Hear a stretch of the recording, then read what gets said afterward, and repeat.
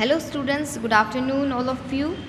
Today we will discuss the administration of Rajput era. ठीक है, हमने स्टेट्स ऑफ साउथ इंडिया को डिस्कस किया था. ठीक है, और जितने भी साउथ इंडियन स्टेट्स में जो भी डायनेसिटीज़ जो भी हुए, चालुक्य, राष्ट्रकूट, पल्लव, चोल, पंड्या, चेरा, इन सब को जो है वो हमने डिस्कस किया था. और इनके बीच में भी जो कुछ ऐसी डेंसिटीज़ जो थी, ये मेन डेंसिटीज़ है. ठीक है, लेकिन उसमें कुछ ऐसी डेंसिटीज़ जो थी वो कुछ टाइम तक ही रही थी. उनको भी जो है वो हमने इस पैराग्राफ में जो है वो डिटेल में स्टडी किया था in our last lecture. Now today we will discuss further more about the administration of Rajput era. So during Rajput era various Rajput densities ruled. ठीक है, तो राजपूत एरा के टाइम पे तो राजपूत डेंसिटीज़ ही रूल करेंगी. ठीक है, तो at that time there were changes in the ruling dynasties but there were no change in situation in the political dynasties. ठीक है, लेकिन देखो उनकी रूलिंग डेंसिटी में काफ़ी चेंज आए थे, बट उनकी पॉलिटिकल डेंसिटीज़ जो थी उसमें किसी भी तरह का कोई चेंज नहीं था. इन द राजपूत एरा, जब राजपूत एरा की बात करेंगे तो position of the king was hereditary.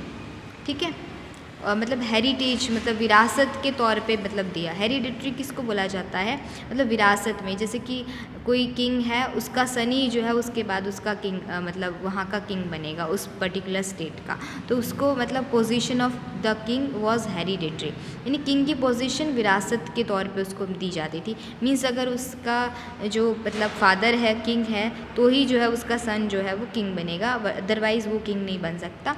तो इस तरह का मतलब इस तरह की मतलब हेरिडिटरी पोजीशन के हिसाब से जो है वो राजपूत एरा में किंग बनाए जाते थे.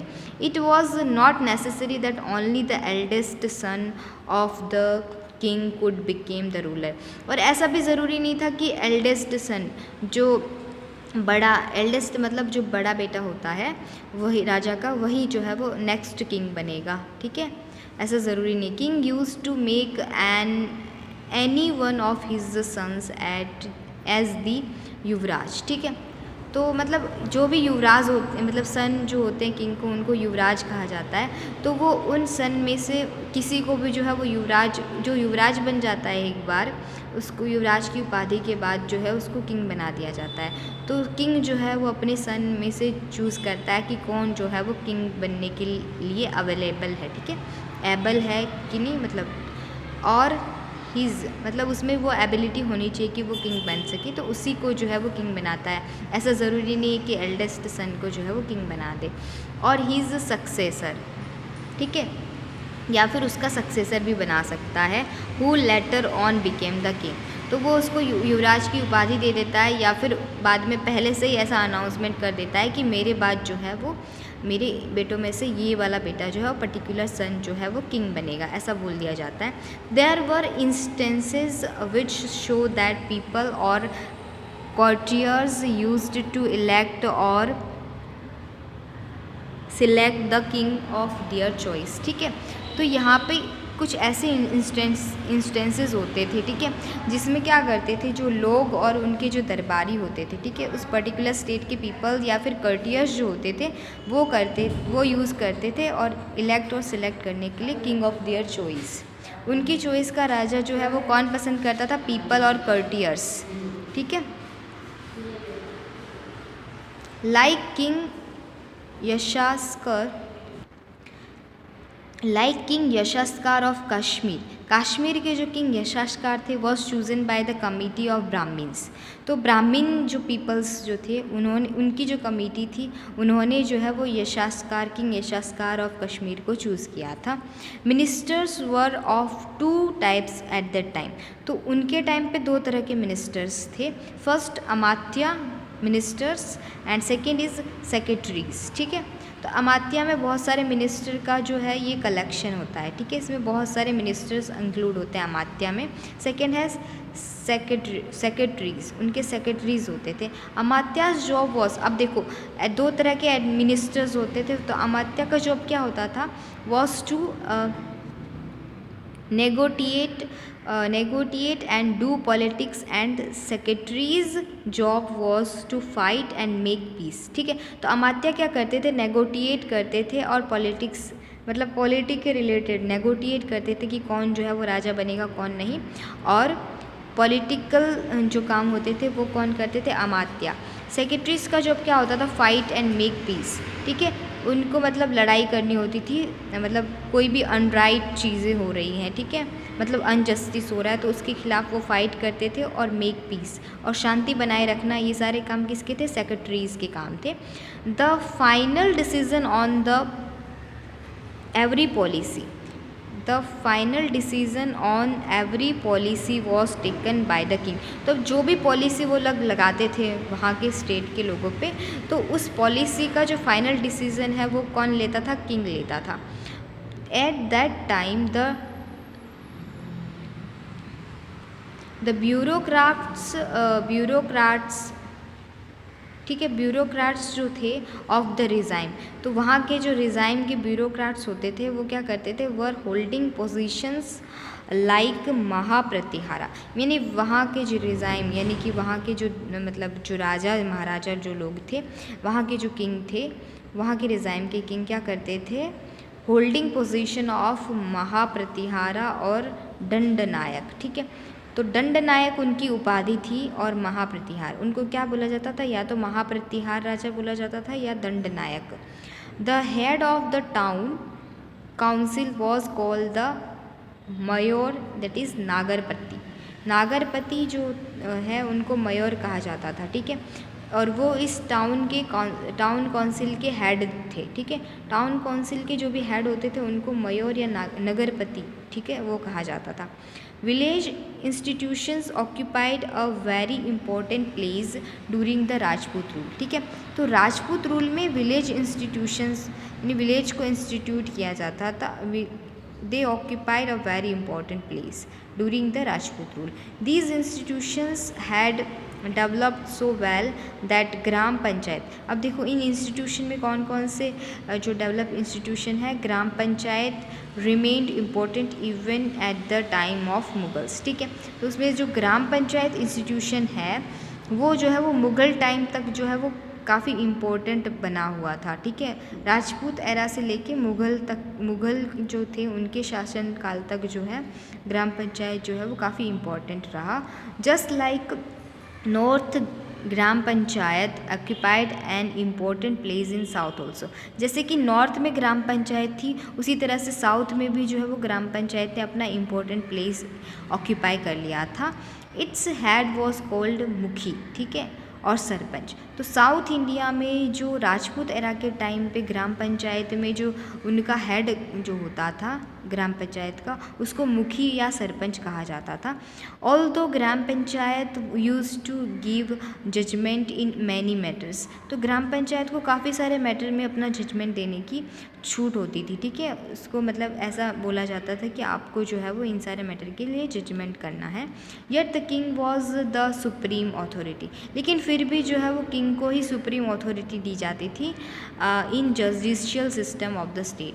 तो मतलब मान लो कि ग्राम पंचायत की जो सरपंच या मुखी हैं वो अपना जजमेंट नहीं दे पा रहे हैं, तो सुप्रीम अथॉरिटी किसकी होती थी, किंग की होती थी। वहाँ के जो राजा होते थे वो जो है वो जजुडिशियल सिस्टम ऑफ स्टेट को जो है वो सुप्रीम अथॉरिटी के तौर पे एज अ सुप्रीम अथॉरिटी मान के जो है वो अपना जज किया करते थे और अपना जो है वो डिसीज़न लेते थे उसके अकॉर्डिंग। ट्रेड कॉमर्स में क्या होगा, यानी कि व्यापार उद्योग जो वगैरह होते थे वो किस तरह से होते थे राजपूत एरा के टाइम पे। There was a separate department of taking care of commerce related matters. ठीक है, तो व्यापार से उद्योग से रिलेटेड जो है वो मैटर्स होते थे उनका जो है वो काफ़ी ज़्यादा टेकिंग केयर होता था सेपरेटली, मतलब वो जो है वो इसके बारे में सोचा करते थे in the Rajput era.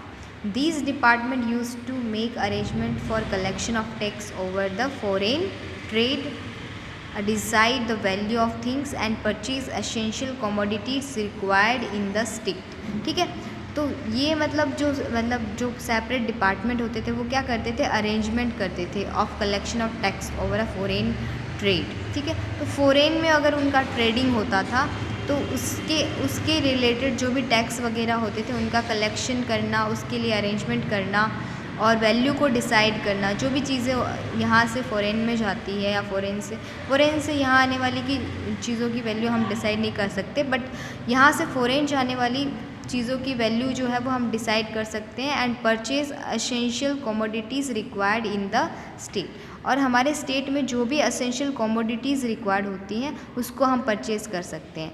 Main source of the tax collection was land revenue, ठीक है। तो उसमें जो टैक्स कलेक्शन का जो मेन सोर्स होता था वो लैंड रेवेन्यू होता था, ठीक है। जो भी लैंड यो ट्रेडिंग के लिए या कॉमर्स के लिए यूज़ कर रहे हैं, कमर्शियली यूज़ कर रहे हैं, उसका लैंड रेवेन्यू के तौर पे वो टैक्स कलेक्शन करते थे, which was 1/6 part of the production, और वो उनकी प्रोडक्शन का 1/6 पार्ट होता था, ठीक है। In Rajput era land tax was known as bhag, ठीक है। तो भाग जो है वो लैंड टैक्स का मतलब राजपूत एरा के टाइम पे वो लैंड टैक्स को क्या कहते थे, भाग कहते थे। It is levied on the land even today also, ठीक है। तो ये आज भी जो है वो लैंड पे भाग के नाम से जाना जाता है। Revenue was also collected from ports, ठीक है। जो भी पोर्ट्स वगैरह होते हैं जहाँ पे मतलब ट्रेडिंग करना आसान रहता है, और चेक पोस्ट और इरिगेशन, ठीक है। तो इरिगेशन, चेक पोस्ट और पोर्ट्स वगैरह पे जो है वो रेवेन्यू कलेक्ट किया जाता था। देन स्तंभ तीर्थ जो थे, स्तंभ तीर्थ यानी कि खंबात जिसको बोला जाता है, पहले ये स्तंभ तीर्थ के नाम से जाना जाता है, अभी जो गुजरात में जो खंबात है। एंड भृगुकच्छ जो भरूच के नाम से जाना जाता है, पहले उसको भृगुकच्छ कहा जाता था और खंबात जो है उसको स्तंभ तीर्थ कहा जाता था। They two are well famous ports of Gujarat, so were famous for foreign trade at that time. तो फॉरेन लोग जो है वो वहाँ पे ट्रेडिंग करते थे उस टाइम पे। तो ये आज भी जो है वो खंबात और भरूच जो है वो फेमस पोर्ट्स हैं of the Gujarat. Now foreign attacks on India, जो फॉरेनर्स हैं उन्होंने किस तरह से इंडिया पे अटैक किया उसके बारे में हम देखेंगे। Muslims invaders invaded India between the 8th and 12th century, ठीक है। तो मुस्लिम जो थे वो इंडिया में कब इन्वेड हुए थे, कब आए थे, 8th और 12th सेंचुरी में आए थे। In the 8th century Mohammad ibn Qasim attacked north western part of the India in order to extend boundaries of the Arab kingdom. तो अरब किंगडम की बाउंड्री को एक्सटेंड करने के लिए, पहले उनका किंगडम क्या था, अरब किंगडम था, वो अरब से जो है वो यहाँ पे आए थे अपने अरब किंगडम को एक्सटेंड करने के लिए, उनकी बाउंड्रीज़ को एक्सटेंड करने के लिए उन्होंने क्या किया, इंडिया के नॉर्थ वेस्टर्न पार्ट पे अटैक किया था। किसने किया था ये अटैक, मोहम्मद इब्न कासिम ने किया था, ठीक है। द आर्मी ऑफ सबुक्तगीन और जो थे उसकी जो आर्मी थी also invaded from north west part, वो भी जो है वो नॉर्थ वेस्ट पार्ट में से आई थी। But these invasions did not help the invaders to establish their power in India. लेकिन इनके इन्वेशन तो इन्होंने किया था, बट इसकी वजह से उनको, वो जो इन्वेडर्स थे उनको इंडिया में अपना पावर एस्टैब्लिश करने में कोई हेल्प नहीं मिली थी। After that seeing abundant wealth sultan Mohammad Ghazni, तो देखो मतलब हमारा जो इंडिया का जो वेल्थ है, अबंडेंट वेल्थ, उसने जब देखा कि इंडिया में कितना सारा वेल्थ है, ठीक है, बहुत सारी समृद्धि है, तो उस मतलब वेल्थ, समृद्धि या मनी को जो है वो अपनी तरफ करने के लिए, हासिल करने के लिए सुल्तान मोहम्मद गजनी ने क्या किया,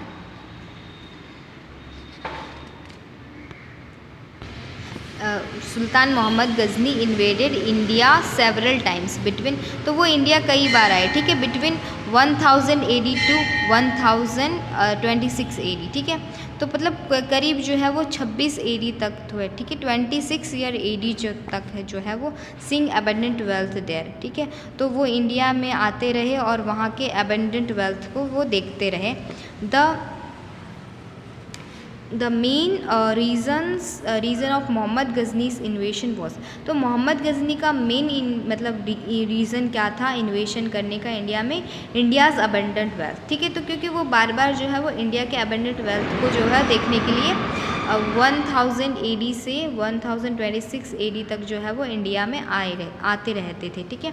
he kept on invading India again and again, वो इंडिया में जो है वो इन्वेड करना जो है वो चालू रख रहे थे again and again, and each time he invaded with more power, ठीक है। तो वो ज़्यादा पावर के साथ इन्वेड करते थे इंडिया में। The Indias could not unite to form a powerful, तो इंडिया यूनाइट नहीं था, ठीक है। मतलब यूनिट, एक पूरी यूनिट जैसा होता है ना, मतलब एकता, उतनी एकता नहीं थी उस टाइम पे to form a powerful army, ठीक है। तो पूरी पावरफुल आर्मी बनाने के लिए उनमें एकता नहीं थी, यूनाइट नहीं था, ठीक है। सो एज अ रिज़ल्ट, तो इस रिज़ल्ट की वजह से इन जो मतलब लास्ट में जो एंड था मतलब मोहम्मद गजनी के इन्वेडिंग का, तो 1026 में ही इन्वेडेड सोमनाथ। उसने क्या किया, सोमनाथ को अपने मतलब अपने अंडर कर लिया था Somnath, and looted a lot of wealth, ठीक है। उसने काफ़ी सारा वेल्थ जो है वो लूट किया था, ठीक है।